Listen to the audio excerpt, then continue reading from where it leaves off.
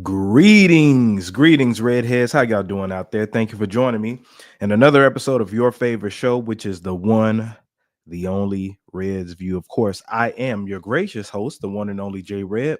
Thank you, everybody. Thank you so much for joining me on tonight's broadcast. Hopefully, everybody has been having a cool week so far. It is only Tuesday, but we got 3 more days to go until it's Saturday, till it's the weekend.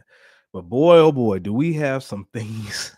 We got some things to discuss tonight. It feels like the last 2 days we've been in like an alternate universe, like in a different world, no pun intended. It's a lot going on, ladies and gentlemen. Some things are disturbing, quite a few things are disturbing. Some things are um it's a lot. All I can say is a lot.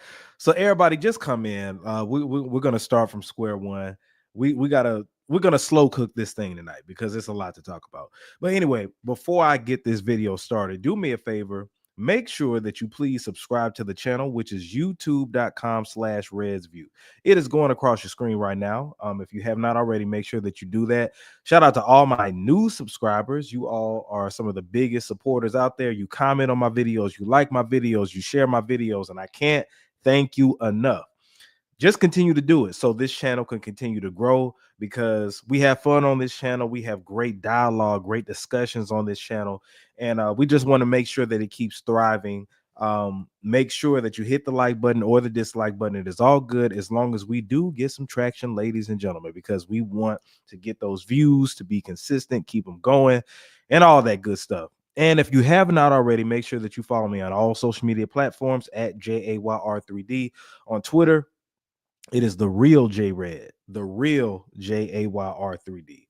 So, oh man, like I said, we got a lot to talk about. The first thing, let me get a sip of water for this, man. Had to get a sip of water for this. And also, before I begin, my latest podcast, my joint podcast with CJ, will debut Thursday. So be on the lookout for when I share the link and everything Thursday. It's called Who Gave You a Podcast. That is coming very, very soon. So make sure that you be tuned into that. All right. So let's go ahead and just talk about this, man. Let's talk about your boy. Let's talk about y'all's boy, man. Kanye West. So Kanye admits to having an incestuous relationship with male cousin. That's right. Kanye admits that he had sexual relations with his cousin. Now, this is disturbing. I'm gonna go ahead and just let y'all know it is disturbing. This has been on my mind, unfortunately, since yesterday, and I just can't wrap my head around it because I don't know whether this is trolling or truthful. I don't know whether Kanye is trolling us or he's being truthful in admitting this. I don't know. Y'all let me know before I even get started. Like, what do you think? Do you think that Kanye is trolling? Now, let me go ahead and talk about what's happening in case you've been hiding under a rock, because it's just a lot to process. So when I read this, y'all, if you have not, if you have not heard about this, this is going to be disturbing. I'm gonna just let you know right now. What I'm about to show you, what I'm about to read, this is a warning. This, I hope you didn't eat dinner, or I hope you, if you ate dinner, you did it a while ago, because you may be about to throw up from this. All right. This is disturbing. So I'm just letting you know this is if you have not heard about it already. All right. So Kanye tweeted this yesterday. I'm not sure what time was this. It was yesterday at 10:35 a.m. So this is a song that he posted right here. Where this song is gonna be as far as album, I don't know. But the song is called Cousin. So let me read what he said. Kanye said this song is called Cousins, about my cousin that's locked in jail for life for killing a pregnant lady a few years after I told him we wouldn't look at dirty magazines together anymore. Perhaps in my self-centered mess, I felt it was my fault that I showed him those dirty magazines when he was 6, and then we acted out what we saw. My dad had Playboy magazines, but the magazines I found in the top of my mom's closet were different. My name is Jay, and I Sucked my cousin's you know what till I was 14. Tweet sent. Now, not only did he say that, but he actually made a song. And when I heard it, it was very disturbing. He basically said everything that he said right here, and I'm not gonna repeat what he said because it's gross and it's disgusting, but it's a couple of things to look at right here. All right. So the first thing that I looked at was, is he admitting that he sexually abused his cousin? Because look at what he said. Perhaps in my self-centered mess, saying that he's self-centered. So he's blaming himself. Perhaps in my self-centered mess, I felt it was my fault that I showed him those dirty magazines when he was 6, and then we acted out what we saw. So he went from.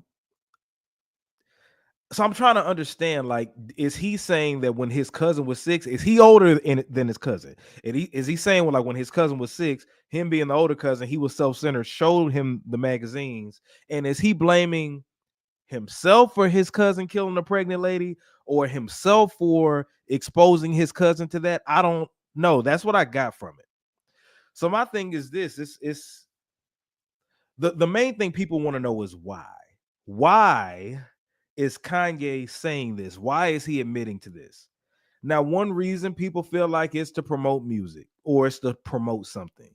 People feel like Kanye never goes on these rants or just does this wild stuff unless he has something he's selling or something he's marketing, producing, or whatever, right? In my mind, I don't think he has anything to sell at this point.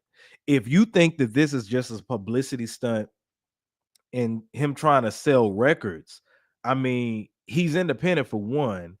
He had a #1 record last year, I want to say, with Carnival. So I don't think that Kanye is admitting this to sell records.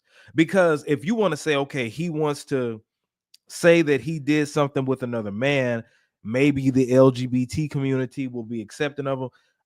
I don't think this is his way of coming out, because if you listen to the song, he's saying that he's not gay, you know. And if he was to come out, this wouldn't be the way to do it, because he's not saying, hey, I'm Kanye and I've been sexually involved with the man for the last few years. He said that I'm Kanye and I've been giving my cousin, you know what, serving his cousin up until he was 14, and they looked at dirty magazines together and acted it out. So I doubt that the LGBTQ community will be embracing him in their community, because this seems like he's admitting to abuse, him being the abuser. So I don't think this is about sales. And I don't know, because a lot of people, like even Charlemagne, and I talked to my homeboy today, and some people think that Kanye is dying for attention. And we already saw this because I made a video about this a while ago. We know that he's been dying to get some type of attention. All right. From Drake, from Kendrick Lamar. He tried to insert himself in the biggest rap battle of all time, but he got completely ignored. So the next thing is, and Charlemagne said this, he said that Kanye is going to release a sex tape with him doing something to himself.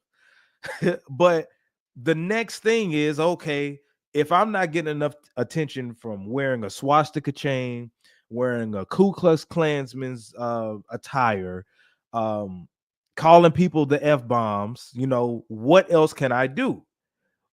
So the next thing is admitting this happened years ago with his cousin. So I don't know if this is just some people just thrive off of attention. So some people, especially his fans, don't want to believe this. They think he's having a crazy episode where he's off his meds or whatever the case may be. My thing is, I believe it. And the reason that I'm saying I believe this is because I don't feel like there's any reason for him to lie about this. And I know people will say crazy people say stuff all the time. Well, crazy people, the way he broke this down and detailed everything, it looked very telling to me. And it explains his previous behavior. See, Kanye has always felt like there's a chip on his shoulder. He's fighting something. He's rebellious.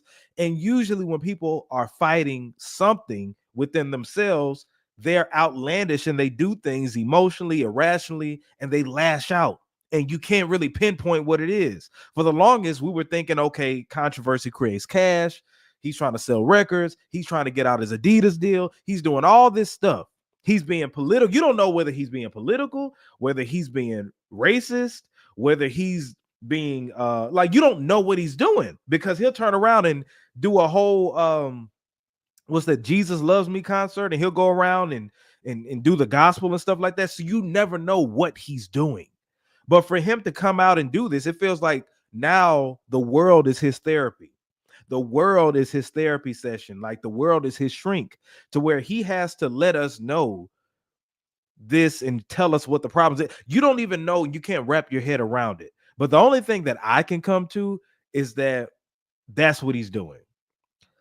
I think that the man needs help, because I was trying to go past the whole mental health thing, because I think we use those terms too loosely. We use mental health too loosely now, because everybody can say, "Oh, I did this crazy thing and something is mentally wrong with me, so you should give me a pass." I was past that with Kanye, but the fact that he has children and he's not thinking about their reputation, he's not thinking about his family's reputation, and he's just putting this out there. Like, he has absolutely no reason to do this, to say this stuff, because it doesn't make him look good. And I can understand you opening up about trauma, but you opening up about you having an incestuous relationship with your cousin, your male cousin, this isn't beneficial, especially how he broke everything down and he made it into a song. So I don't know, man. And a lot of people say the best thing to do about Ye is ignore him, but this is a disturbing situation. This is disturbing. And I don't like you. Yeah, I think it's truth to this. Like, I don't think he would troll this hard. Like, what reason would he have to do this besides him just being cuckoo? But I think Kanye really seriously needs help, man. And he's a billionaire. A lot. Now, this is another narrative. People are saying that maybe it's some stuff on those Diddy tapes. Some people are saying maybe he's being blackmailed, and maybe he's getting ahead of the curve and going ahead and saying, "Hey, I did this. They had this over my head." We don't know. Maybe it's going to be somebody else, a man that comes out and say, "Hey, I'm a man and I did something with Kanye. I had sex with Kanye," and maybe he's trying to get ahead of the curve. Some people feel like the Illuminati is putting him out. You know, Illuminati saying, "Hey, if you want to continue to be a billionaire, then you need to say this, that you did something with your cousin."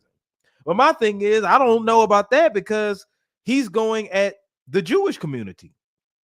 It's like he's been going at them so hard, and he's been saying that they do this, they do that. So it's like, why would he, if I don't know. The more that you talk about it, the more you try to rationalize it, you can't. And when I say rationalize it, it's just you're trying to see the angle of why he would say this. I ain't gonna lie, this is something that you should take to the damn grave. If you did that with your cousin, like, maybe be different if he said that he did it with a childhood friend or another man or something like that. But the fact that it's his cousin and his cousin ended up killing a pregnant lady, you can attribute that to everything that led to him being in jail and what Kanye's doing right now. But my thing is, think about your kids, Kanye. Think about your kids. Like, you admitting that, how do you think that makes North look? How do you think it makes Saint look? How do you think it makes them look? Like, and I know he got like 4 kids, but this is the thing. This I'm looking at. Though, y'all know what the first thing that I thought about? I thought about the Beanie Siegel situation. If y'all remember, I believe this was back in, I can't remember what year this was. Was it in before the 2010s? I can't remember, but I know Beanie Siegel called Kanye gay, and Kanye responded saying, "Hey, I'm a man first." But it made me go back and think about that. So is Kanye, has he been battling with homosexuality? And I'm not dissing the LGBT community at all. This is a serious conversation, because this is him saying this is very serious, and it's very disturbing of what he said. But is this all explained now? How he's been ranting, how all these years he's been battling with something. Has it been his sexuality? Him doing that, because he said that he was giving fellatio to his cousin up until he was 14, right? I don't know if he was 6 years old when he started it, but for kids to be doing that to each other, like for kids to be doing that to each other at that early of an age, regardless of what your sexuality is, that is very disturbing. And then you say that you did it up until you were 14, and then you make a song about it. It's like, and in the song, if you hear it, he's saying it very loosely. Like, I gave my cousin, and I'm like, what, like, why? Like I said, I don't think it's to sell records. I don't think it's to get out any deals. We don't really know what it is. Maybe this is just his therapy session and what he's been battling. And maybe we're about to get to the center of why he's like the way he is. Because I'm no shrink, I'm no doctor in clinical psychology. I ain't Dr. Umar, right? But I do pay attention to people, and usually there's a method to their madness. There's always something that went on for them to get to the point to where they are now. And I think this explains it. This is a possibility of it explaining it. So yeah, some people are going to write this off like, oh, Kanye wants attention and everything like that. But I think at this point, that man needs to be on watch. And y'all know that I'm getting at. And I'm hoping nothing happens to Kanye, but it just seems like he's on in his, like, it feels like some last days type of shit. Like, I'm just putting this stuff out because I know it's done. I know I'm done and everything. Like, I don't know. Like, there will be no MO for him to. I don't know what his MO is for actually doing this. So I don't know, man. All I can do is hope for the best for him. If this is one of his episodes to where he's just saying stuff and it's not true, I don't know how you come back now and say that wasn't true and everything. I don't know. But I'm hoping that everything goes well. Excuse me for Kanye. Hope he ain't being blackmailed. I don't know. But y'all let me know in the comments what you think about this. Is it trolling or truth? Do you think that this is just the brink of him just continuing to troll people to try to get them to buy Yeezys? I don't know. Or do you think that this man is telling the truth? He's hurt, he's damaged, and he needs help. I don't know. But anyway, let me know in the comments what y'all think. Now let's move on. Shannon Sharp. Boy, oh boy, some stuff is going on with good brother Shannon Sharp. Shay. So if you've been hiding under a rock, you haven't been hearing about Shannon Sharp being sued for sexual assault. That is right, ladies and gentlemen. Shannon Sharp is being sued for sexual assault. And let me find this for you, and let's debrief this, man. Let's read over this. All right, so he denied it, actually. So Shannon Sharp denied sexual assault allegations. He said this is a shakedown. All right. So this is my red flag right here. When I seen plaintiff attorney Tony Busby, I already knew. And I saw Jane Doe. I said, oh, here we go. Now, Tony Busby is the same guy that was a part of the lawsuit to sue Jay-Z that they ended up dropping. So keep that in mind. But let's see what happens. So it says Pro Football Hall of Famer and media personality Shannon Sharp vehemently denies sexual assault and battery allegations filed in a lawsuit against him, alleging that he's the victim of a blatant setup and shakedown attempt. So he has been accused of sexual assault and battery, in addition to engaging in intentional infliction of emotional distress in a lawsuit filed in Clark County, Nevada. According to the suit obtained by USA Today Sports, the plaintiff, listed under the alias Jane Doe, alleged that Sharp sexually assaulted her twice, once in October 2024 and again in January 2025. They met at an LA gym in 2023 when she was 19. Man. So one of the attorneys representing is Tony Busby, whom Sharp accused of targeting him. Sharp said he expects Busby to release a 30-second clip from a sex tape that tries to make him look guilty.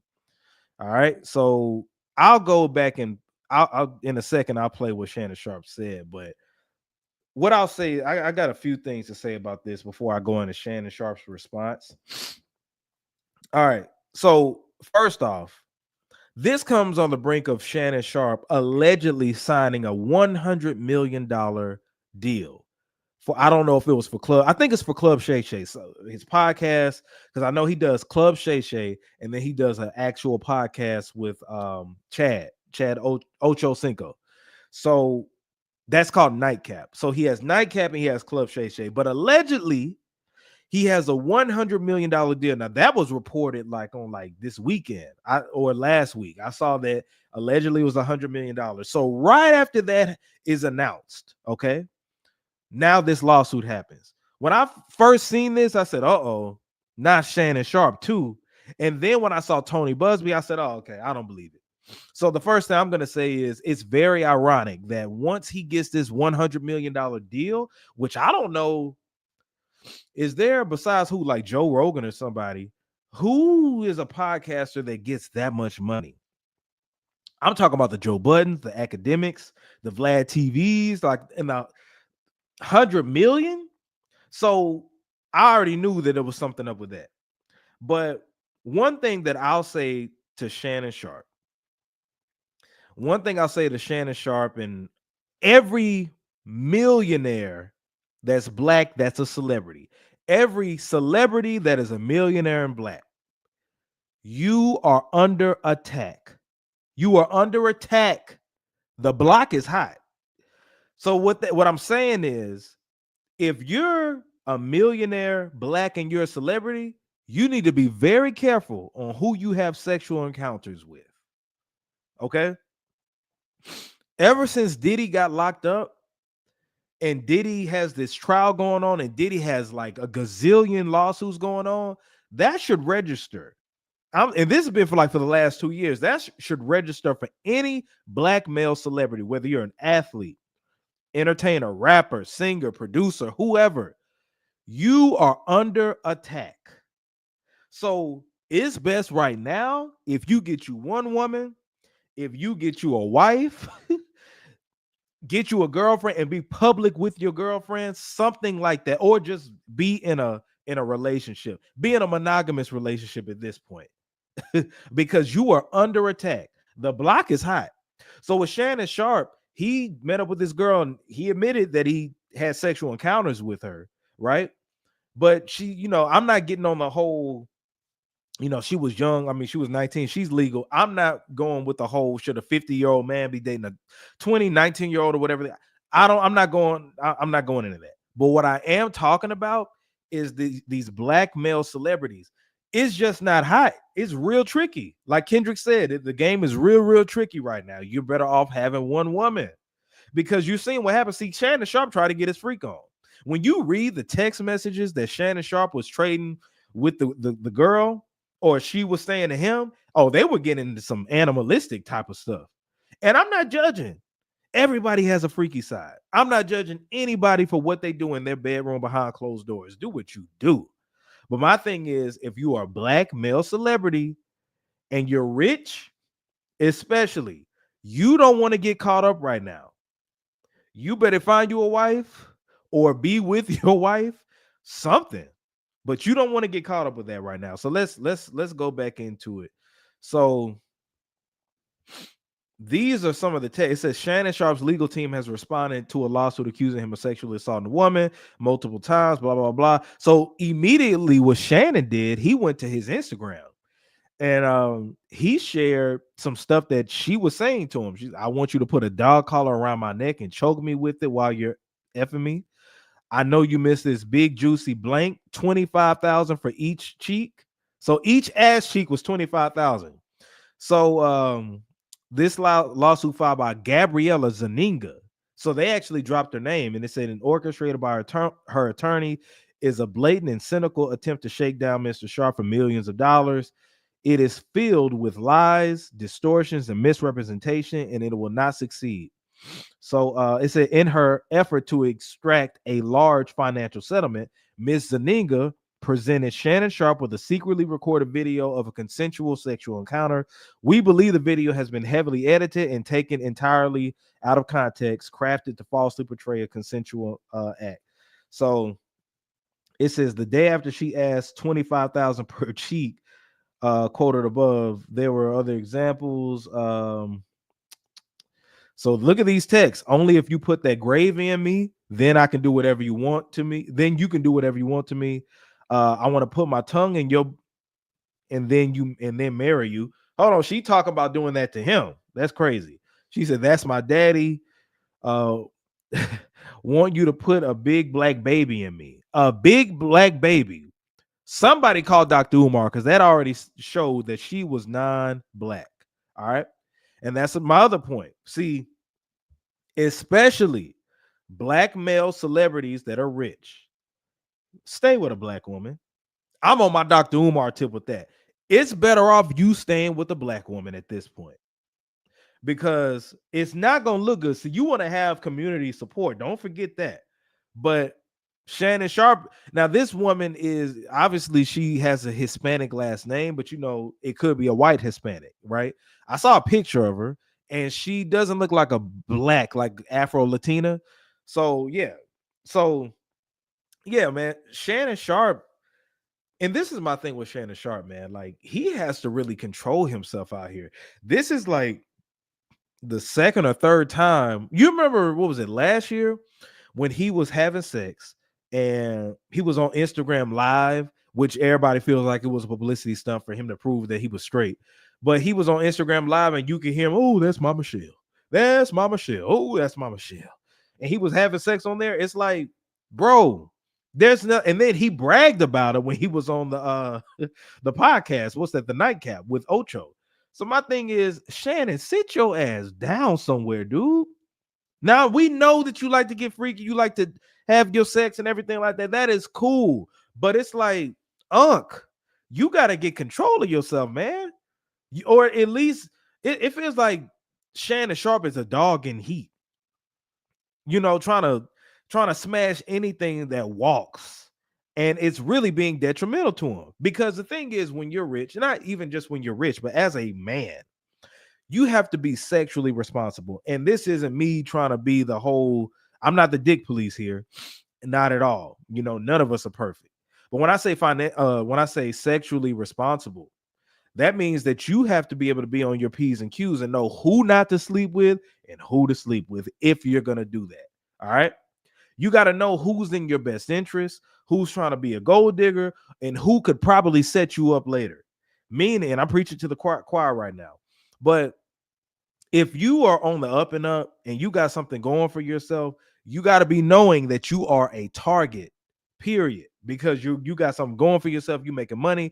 But even if you ain't, you still have to be on your P's and Q's because somebody could really set you up out here.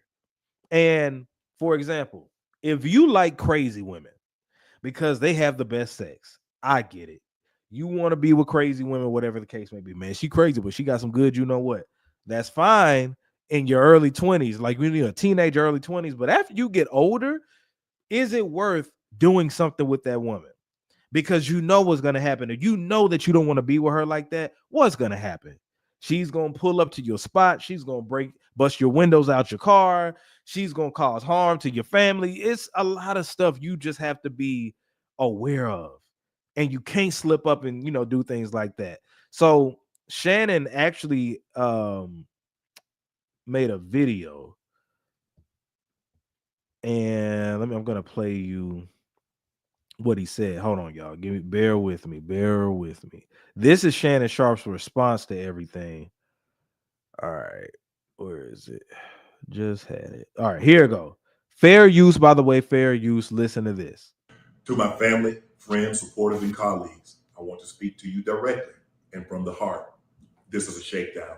I'm going to be open, transparent, and defend myself because this isn't right. This is all being orchestrated by Tony Busby, who has targeted Jay-Z. Tony Busby targets black men, and I believe he's going to release a 30-second clip of a sex tape.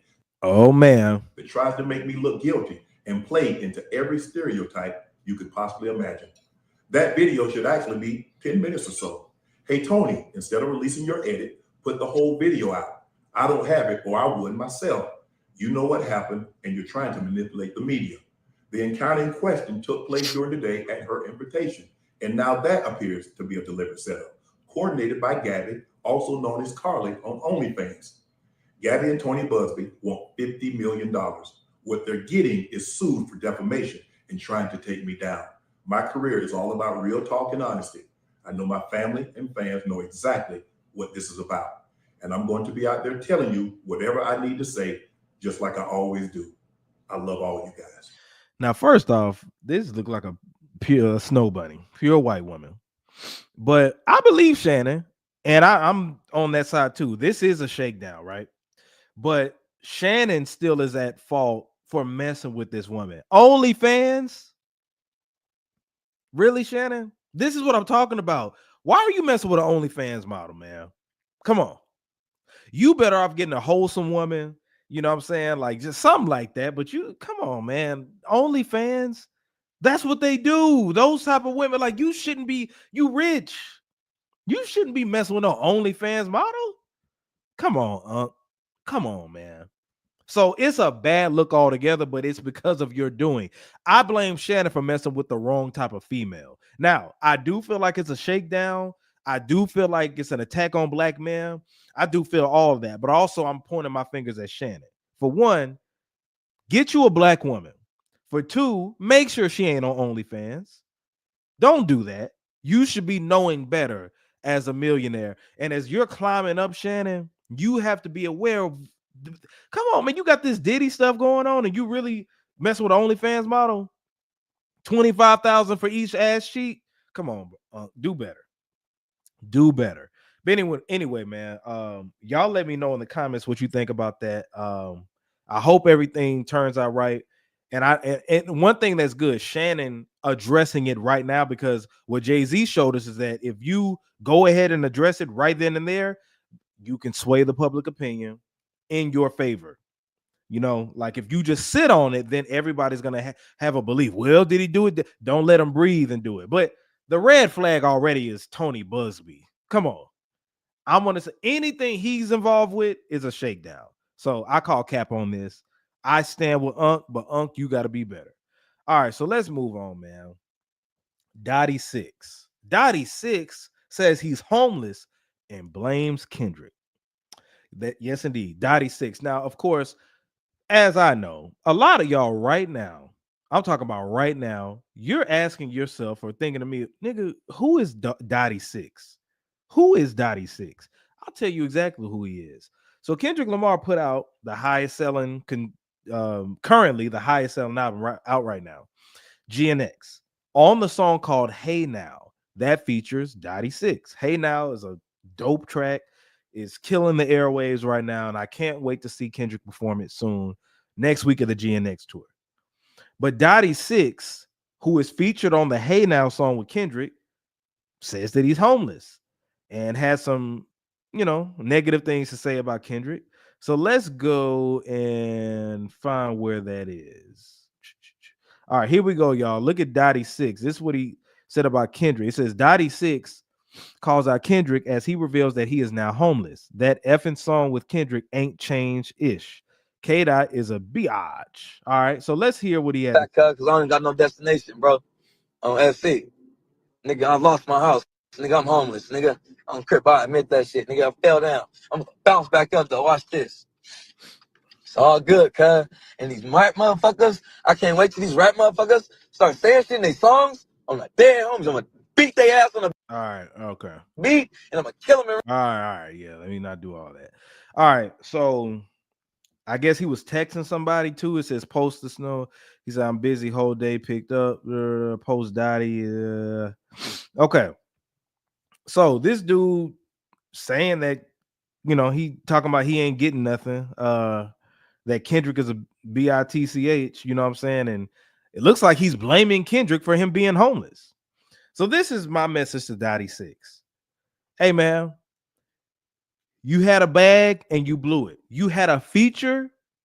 Kendrick set up the play and you blew it. Let me tell you something. If J Red was on Kendrick Lamar's GNX album, which is the most popular hip hop album out right now, that has a lot of notoriety, coming off the battle with Drake, and I got a feature on there, you think that I wouldn't run my bag up? If you look at what's his name, As a Cheek or whatever his name is, AZ Cheek, he said that feature changed his life. If you look at him, he got a deal with Warner Brothers based off of his song with Peekaboo, one of the standout tracks from that. And then you look at Lefty Gunplay, he said that helped change his life. So Dottie Six, where did you go wrong? How did you become homeless off of a current album? See, if you said you was on Lauryn Hill's album back in 98 and you're homeless now, I would believe you. You know, if you said like the chick from In Vogue, she said that she's been living in a car. In Vogue hadn't been hot since the 90s. Okay.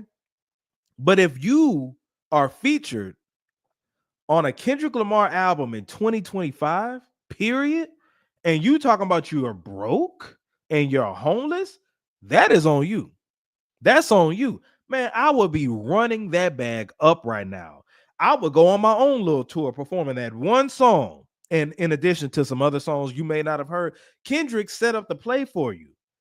The whole saying goes, I can show you to the water, but can't make you drink it. So how are you blaming Kendrick? Talking about that song ain't do nothing for me. Are you crazy? Now I ain't gonna lie. That song didn't make me want to listen to Dottie. You know what I'm saying? Like, but I listened to his verse, and I'm quite sure since it had sold over 2 million records, a lot of people looking up who is Dottie 6. So you can only do so much. And I remember Murphy Lee. I'm thinking about this. Murphy Lee said this when he signed, when the St. Lunatics were on Universal Records. He said this like last year, the year before last. He was telling B High, like, man, if I could go back, I would change it up because just because I'm signed to this label, my mistake was I sat back and let them run it. But when you're signed, you're not supposed to just sit back. You need to know who the executive is. You need to know who does the art direction. You need to know who does graphics, promo, marketing. You need to introduce yourself to all these people and be out in the streets still grinding, because that means that you're putting in your work and more notoriety, and you're actually working. But if you sit back and if something don't go right and you just blame the label, you stopped hustling. You're not supposed to sign or do a feature or something. Oh, that's it. I can just chill now. No, you're supposed to still be working. Dottie 6, have you been trying to do some shows based off of that song? That's enough of a good look to be featured on a Kendrick Lamar album. Now I can see if he was featured on damn Soulja Boy's album or something like that. Talking about hey, that Soulja Boy feature didn't do nothing for me. And I'm sorry, Big Soulja, I just got to use you as an example. I can see if you said, man, I was on a Wale album, because Wale and Soulja Boy aren't the topic of discussion right now. But if you get put on a Kendrick album, a J. Cole album, or a Drake album in 2025 after everything that went on last year, the bag is up to you. They pay you for a feature or shit. I ain't gonna lie, you ain't have to pay me for a feature, because that's equivalent to being on the Super Bowl for an independent artist. So you can't blame Kendrick. And I know the Drake stands are just like, see, Kendrick don't take care of his people. Cap, if y'all don't shut up with that, you mean to tell me if I feature you on my project and I got the ball rolling right now and all the eyes on me and I just perform at the Super Bowl, I'm supposed to do what? Pay your bills now? Your royalty checks from this song should be able to pay the bills. You talking about that song ain't do nothing for you. What were you doing before? Because I guarantee you that the whole world didn't know who Dottie 6 was. I can guarantee you that. So, yeah, man. But OV hoes, I know y'all gonna run it up and talk. See, and academics talking stuff about Kendrick and all that. It went from Kendrick is only putting on himself. Then he puts on West Coast artists. Remember, he brought them all on stage for the what was that show? The Pop Out show. He bring them all on stage for the Pop Out show and everything. And academics and them couldn't say nothing about that. So now he dedicated an album to the West Coast artists and put on independent. I ain't gonna say unknown because I don't know, but independent West Coast artists. It's up to y'all. You can't blame Kendrick for that because he did his part. Okay. He didn't have to. Kendrick could have made this whole album just himself or people who are more famous than all of y'all niggas that was on there. So keep that in mind. So you can't blame Kendrick for that. Let's move on. All right. So since we're talking about Kendrick, drum roll, please. Let's see what the new narrative is for the hating on Kendrick Lamar. So what happened? So this past Saturday was WrestleMania, but it also was the start of the Grand National Tour. Now, Grand National Tour is supposed to go all the way to damn near the end of the year, and Kendrick has the wave right now. Now, Kendrick, I think it was like 50,000 people, and they were in, what city was that? I got a brain fart right now. Minneapolis, I think. And the Minneapolis, that stadium which they were in. They congratulated Kendrick and SZA, said they was like 50,000. I'm paraphrasing. But man, were the OV hoes upset about this? Oh my God. Did y'all see on Twitter? Who's on Twitter? Let me know if you're on Twitter. But I was on Twitter, and leading up to it, all the OV hoes were just trying to look up the ticket sales and say, how come it was just $12? These tickets are $12, they $25. It went from, now the narrative is that Kendrick's tickets are so cheap, that's why people are going to the show. Now the narrative, academics, was like, okay, I see a lot of people there and I see it sold out. But my real question is, how many people there are really to see Kendrick Lamar, or are they just fans of the beef? Are they just fans for just to see Not Like Us? Do they really, really support Kendrick like that? Guess what? It don't matter. They are there for us. And then the other thing was, most of them people there to see SZA. Well, first of all, let me say it is a SZA and Kendrick Lamar tour. So if I don't give a damn if it's half Kendrick Lamar, half SZA. Those are two powerhouses. They came together to do their thing. But Kendrick Lamar sells more records than SZA. Kendrick Lamar has more success in the music business than SZA does. So y'all can try to flip the narrative, but it's three of them. So Kendrick, have most people there are to see SZA. Kendrick can't do a tour by himself, right?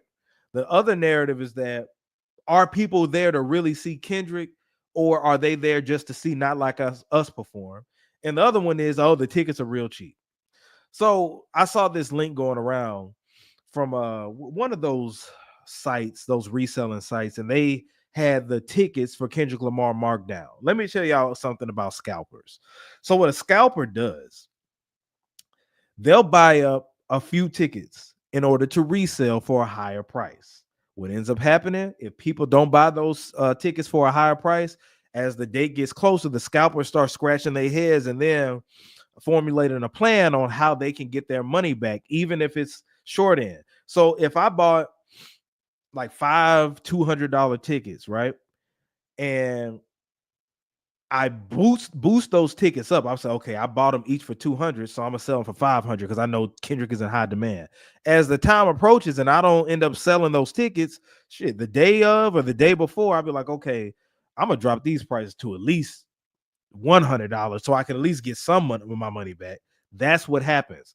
But what the OV hoes think is that, oh, that means nobody really wanted to come. No, people try to make money off of it. But one thing I love to see is when I looked at and saw that the place was packed. I even saw some old white lady, gray hair white lady, getting down to Kendrick Lamar. It's undeniable. OV hoes, go cry in the damn corner. There's nothing you could do to stop this. And from my understanding, one thing they've been doing is criticizing this Houston show that he's about to do, because that's the only city that he's only like 75% sold out. But everybody else is like a 90% on up. But the OV hoes, what they're doing is holding on to that. I just don't understand, like, why do y'all care so much about what Kendrick does, how many tickets he's selling, whether his stadium tour won't sell out? I understand why. Let me rephrase that. I understand why y'all are trying, checking in on it, because you want him to lose.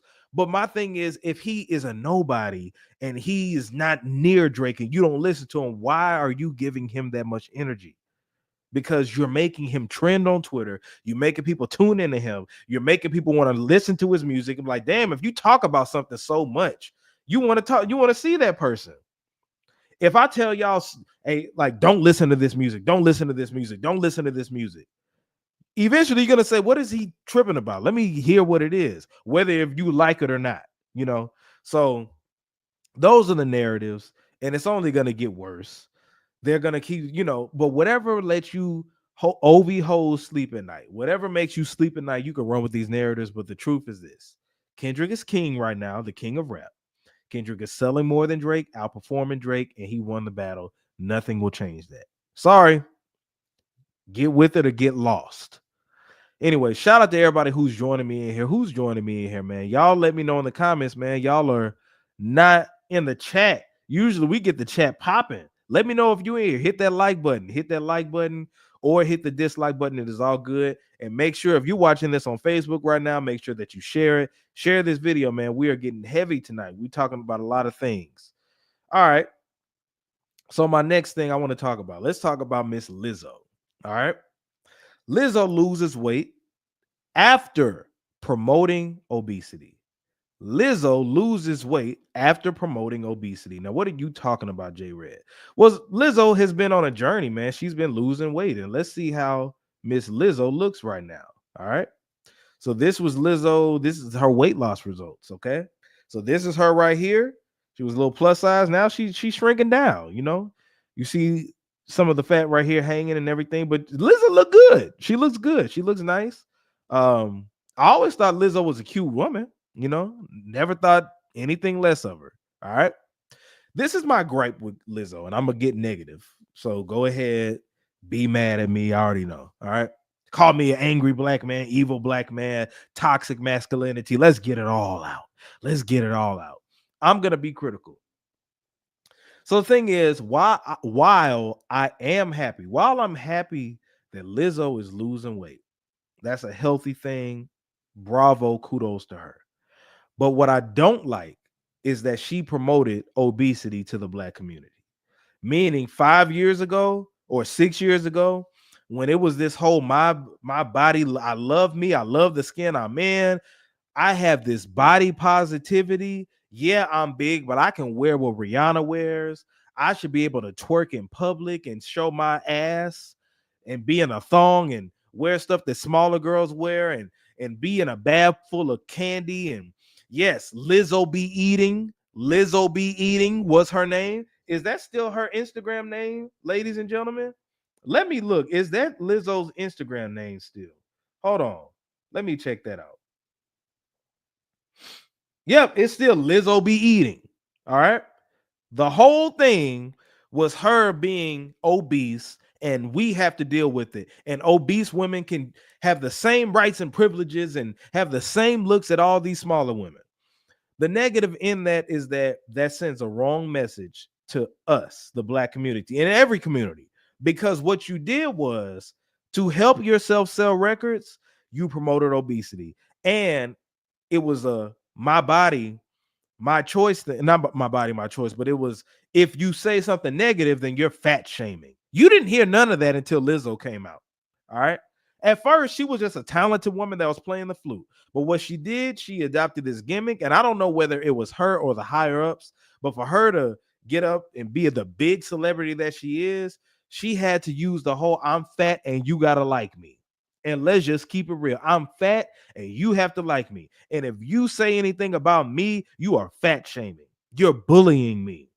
So it was all these panderers and, you know, we can be overweight. What's wrong with that? You know, I can be fat and I want me a Chris Evans.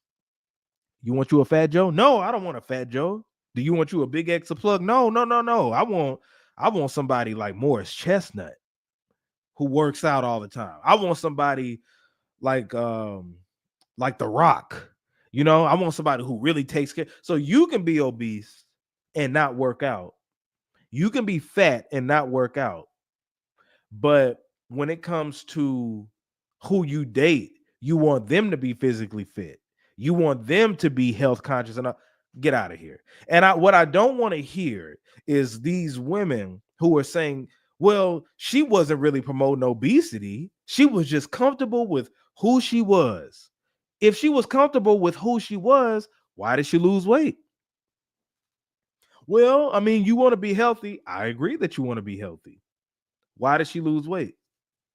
Because she was proud. If I'm proud of my hair, and I don't feel like if I got like this hair right now that I have right now, I'm proud of it. I'm so proud of it, right?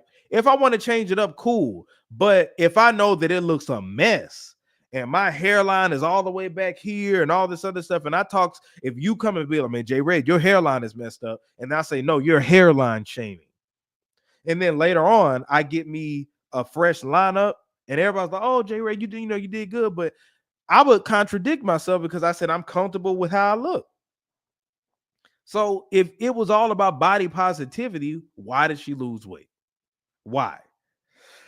because y'all gonna flip the narrative and say that it's about health and she wasn't really promoting. Yes, she was. If you're saying I'm obese and it's cool and you have to accept me and I can do whatever, why are you don't have to lose weight? And somebody else that did that was Monique. Well, it's a different because somebody brought up Monique, the comedian Monique. Her whole shtick used to be I'm big, I'm fat, bitch, I'm that. But then she ended up losing weight. But for her, it was an entertainment thing, and that was a part of her comedic standpoint. With Lizzo, it was really about your mental health and your body positivity. I call BS on that. While I'm happy for her, because yeah, you should have been losing weight. Yeah, you should have been healthy. That's what you should promote. Now, is everybody going to be skinny? Nah. Is everybody going to be slim? No. You got people who are overweight, but we can encourage, like, do what you do, but don't tell me that I have to accept you for who you are and you're promoting how big you are to me. See, if Lizzo just would have came out, played her flute, just be talented, ain't nobody tripping off of that. We've had plenty of plus size divas from back in the day. You know what I'm saying? Like plenty of like plus size celebrities. What's that actress's name that played on that song Mama? I played on that movie Mama. I forgot her name. And then she played in Coach Carter. She played the mama on Coach Carter. I can't think of her name, but she's always been plus size. You got certain women that are that, and it's cool. That's just who you are. But to promote it to people, and then you turn around and lose weight and just want to be, oh, I look good. Not after you done promoted all that stuff to us. I'm not finna roll with that. Oh, you look good, Lizzo. All this. No, be big. Have the body positivity. Be comfortable with the skin that you're in. Stay over there. Stay on that team. Don't try to come on the healthy side and say, oh, we got to embrace you and accept all that flip-flopping. We ain't doing that. And yes, I'm calling it out. So, while again, I'm going to reiterate, I'm happy she's losing weight. I think that she looks nice, but I don't like what she promoted to our community. All right. So we are cooking with grease, man. We are cooking with grease. Shout out to everybody that's in the room. Shout out to everybody that's in the room. Who we got? Octavia Spencer. Thank you, Ashley. Shout out to Ashley Carver. Octavia Spencer. That's who that actress was that I was thinking about. But yeah, she like Octavia Spencer. Ain't nobody trick. She's played great roles. But she never said, hey, I'm Octavia Spencer and I'm a plus size actress. Lizzo promoted all that stuff. So yeah, I call cap on all that. So what'd you say? You said that's when I gave my cousin. Man, listen, look at that's what Kanye is saying in that song, ladies and gentlemen. And he's singing it just like that. Like, that's when I gave my cousin. I gave my cousin. He really said that in the song. Real talk. So shout out to SDJ, SK, whatever. But yeah, that's exactly what Kanye said in that song, man. But let's move on, man. Let's talk about this. Who saw the movie Sinners? Who saw the movie Sinners? If you have not seen it, I highly suggest that you go see that movie. That movie is phenomenal. Phenomenal. Great movie, epic movie. It's so good, I'm going to go see it again. And this time, I want to really see it in IMAX. That's what I want to see. I saw Ryan Coogler talk about it, but he's so West Coast. He was like, hey, this Ryan Coogler, I'm going to show y'all what I did. I shot it on 3 different films, and you can go check that out on Gang. Shout out to Ryan Coogler, man. Great director, phenomenal job, great director. And I was hesitant about seeing this movie. And the reason I was hesitant, my fiance made me go, was because Michael B. Jordan. I like the movies that Michael B. Jordan he's in, but I didn't really like him as an actor. But I'm gonna tell y'all this, man. That man did his thing in this movie. And the reason I didn't want to see it was because I couldn't get adjusted to his Southern accent when I heard the previews. But man, I'm not going to tell the movie because I don't want to do a spoiler. But there were a lot of not even hidden messages, but basically what I got from it is that white people are the culture vultures that try to come and infiltrate black culture. That in white supremacy infiltrates the black community. There's so many messages in that movie, man. Like you really, really gotta see that. It's the montage scene with how the blues inspired rock and roll, how the blues inspired hip hop, how the blue, like, just, you really got to see it, man. Shout out to Trio 301. You say everyone says it's great. I guess I need to catch it. You have to, man. If you're a black man, black woman in America, you have to see that movie. It's a must. You could do study courses on that, like real talk. Like, people could teach classes off of that movie. And like I said, I'm going to see it again. Usually I go see movies again. It'd be like Marvel movies or just depending. It'd be a lot of superhero movies. But this one, man, like you really got to see that. And I want to see it in IMAX because the visuals are so dope. But what I want to talk about tonight is the propaganda that's against sinners. Okay. And when I say the propaganda, there's negativity and people hating on it low key, or blatantly hating on it. And when I'm saying that, I'm saying that the Hollywood people in Hollywood and the white media are hating on the movie. Now, what are you talking about, J Red? Well, let me show you actually what Ben Stiller shared, because this is an article from Variety. Now, look at this. It says Sinners has amassed $61 million in its global debut. It's a great result for an original R-rated horror film. Yet the Warner Brothers release has a $90 million price tag before global marketing expenses. So profitability remains a ways away. So I agree with Ben Stiller on this. He said, in what universe does a $60 million opening for an original studio movie warrant this headline? Exactly. $60 million is a good opening, y'all. And it's not that far away from 90 million, but why couldn't you just say that it's a strong debut? Because it made history. It made history as one of the highest rated or highest global debuts from like a R-rated horror film and an original. This is an original movie now, that came from Ryan Coogler. So, you're seeing that. And there was some other stuff too. Let me see if I type it in.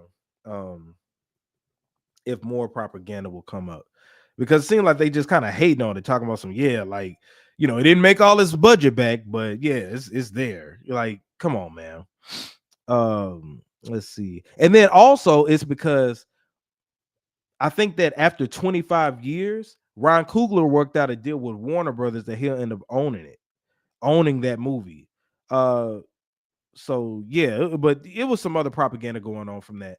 But yeah, saying hating stuff like that, like, 60 million, but it's not at its budget and all this other stuff. It's like, are y'all hating on it because it's black? And in it, I ain't gonna tell y'all the movie.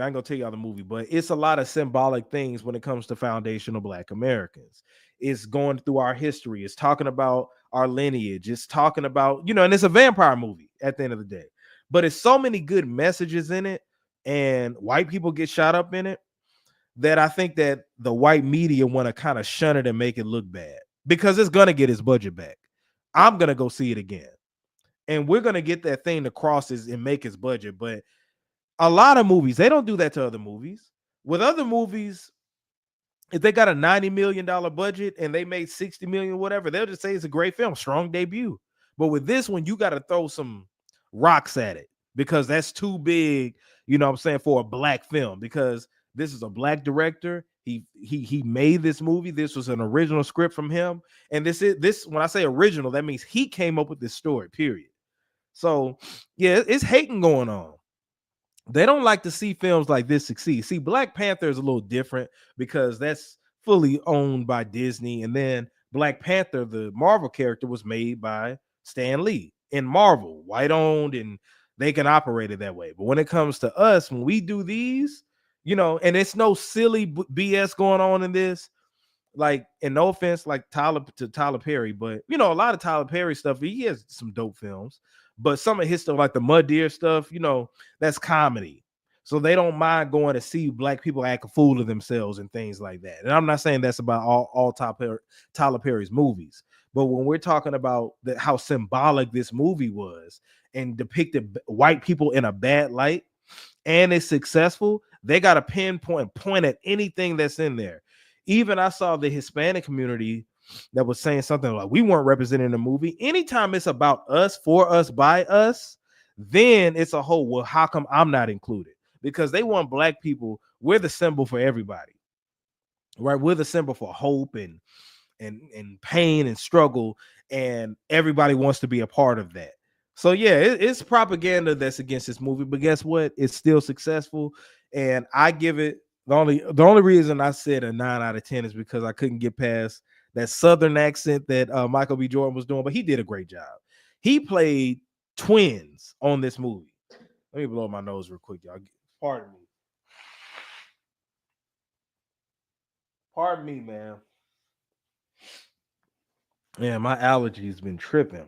Thank God for these April showers that's about to happen. But yeah, Michael B. Jordan did a phenomenal job. His emotion, his pain, and everything. Like, you just got to see it. I'm not gonna give a spoiler on here. I'll probably do a movie review. I want to give a full synopsis of it after I go see it the second time, because there was a lot of things that I feel like I missed in it, but most of it I got, But yeah, y'all go see it. Go support that, man. Now, speaking of support, the last thing I'm going to talk about about tonight is Wallow. So Wallow from Gilly the Kid, Gilly and Wallow, they have a podcast called $1 Million Worth of Game. Now, Wallow pissed off some people in the black community because of his comments of what he said about black-owned businesses. So let me show you what he said. This is fair use, by the way. Now, he was at some type of what was this? Business expo for black entrepreneurs, I want to say. And this is what he had to say. Fair use, and I want you to internalize what he said. Here we go. Us. Oh, I'm black. No black people. Nobody gives a fuck about that. Kill that shit. Ow. Either you got a good business or you don't. All that shit, don't nobody want to hear that shit. That's a hustle. Support me because I got a black business. Is your restaurant clean? Is the food good? Do you got consistent cooks? Is the material on your shit good? Stop doing that. Oh, you support the white people? No, I support consistency, baby. Yeah. Well, fuck about what color you is. I'm gonna spend my money. That paper, I'm gonna spend them bills where the fuck I want to spend it at. Rather it's Porsche, Ferrari, Lambo. I'm gonna do what the fuck I want to do while I'm. All right, so that's the pretty much what he's saying. So people were criticizing Wallow, right? My thing is, I understood what he said. Now, the first thing that I wanted to point out is that where's the full clip? See, it got cut off when he got passionate. It got cut off when it felt like he was responding to something somebody said. All right. What if somebody in the crowd was like, it don't matter if a black-owned business is trash, we still got to go support it. And then that was his result, him saying that. That was his reply, right? We don't know what was said before that. And what I don't like is clickbait, because we do that a lot. And people have had Twitter spaces about this and made different videos, but I would like to see the full clip of what the conversation was before that, because I agree with what he said. See, what he's saying is, just because you're black and you have a black-owned business doesn't mean that you can give me shitty product. Doesn't mean that you can give me bad customer service. Doesn't mean that you don't have to be on your P's and Q's like other establishments are, right? Now, I am fully supportive of a black-owned business. I do feel like you should support a business because they're black. Go out your way to do it. Yes, we should be buying black-owned. To be truthful, when we get a paycheck, it should circulate in the black community more than it does at these other establishments. However, there are black businesses that be trying to hustle people. It's not the majority at all. Most black-owned businesses do right. I'm a black-owned, I'm a person that shops at black-owned businesses, right? Meaning it's a place called Juice Me Too. Juice Me Too is in Austell, Georgia. They have some of the best smoothies. Them and then Paradise, Island Paradise in Mableton. But Juice Me Too, right? They had a smaller staff at one point. But with me, knowing that they had a smaller staff, I would just say, okay, let me put it in the app and order ahead of time, because if I get there during this hour, they may not be able to give it to me as fast as I want. So I would just be out my way. I wouldn't go to Smoothie King. I wouldn't go to any of these white-owned ones. I would go out my way to go there. because their smoothies were really good, right? So if you got a black-owned business, and even if it's out my way, I'm gonna still go try to support it. We should buy because somebody is black. That is perfectly fine. However, some of these black-owned businesses, like especially these restaurants, they want you to spend like $50 on some shrimp and grits, but then they'll give it to you in a bowl and then give you plastic silverware, right? They'll want to charge you $80 for a hookah, but then give you bad customer service. They want you standing in lines and waiting. No, you gotta be. What Wallow is saying is that people ain't gonna care. They're gonna want to spend money where they're appreciated, right? But I think it came off wrong because he came out so passionate and was yelling and stuff. But we didn't see the conversation that happened before that. So that's why I can understand both sides where people were criticizing him, but I don't think he was saying people don't care about black-owned businesses. I think he was saying, I'm being real with y'all, because that was a conversation that was being held with black entrepreneurs, from my understanding. See, this wasn't a conversation in front of a bunch of, like he was on national TV saying this or on the radio saying this. He was having a conversation, being a motivational speaker.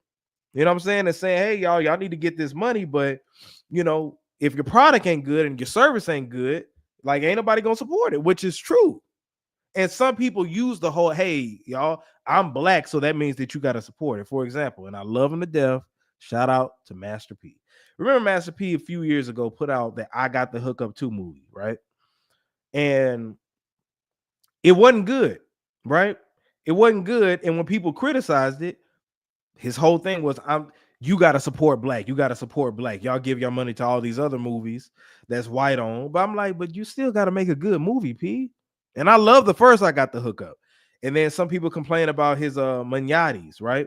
He was trying to sell black-owned designer shoes, but some people didn't like the way they look. And his whole thing is, oh, well, you ain't supporting black. You'll get those other ones, you know, the Louis Vuittons or whatever. And they're like, well, I like those shoes. They have a good design. So the whole point is, give me good product. Give me good quality product. Give me good quality service.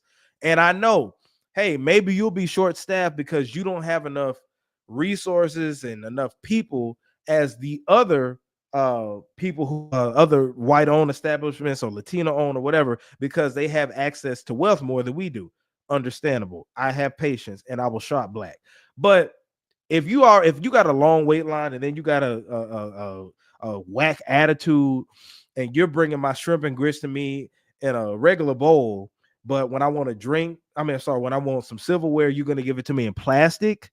Like, come on, man. Y'all got to do better than that. People do use that as a hustle. And it's like a sympathy thing, like, hey, or empathy thing.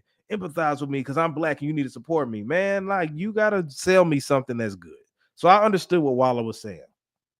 All right. Y'all let me know in the comments what you think about that, man. Thank you, everybody who joined me tonight on this broadcast. We're going to keep y'all on here for long. You can see I got a little stuffy nose because my allergies messed up. But, man, subscribe to the channel, youtube.com/ResView. I had a great time tonight. Make sure that my day oneers, I know some of y'all replay gang, y'all will see this. Go ahead and comment on the video. Let me know what you think about Kanye and everybody else, man. I had a blast. Subscribe to the YouTube channel, which is youtube.com/ResView. Follow me on Instagram at JAYR3D and follow me on TikTok at The Real JRed, The Real JAYR3D. But this is JRed, ResView, and I'm signing out.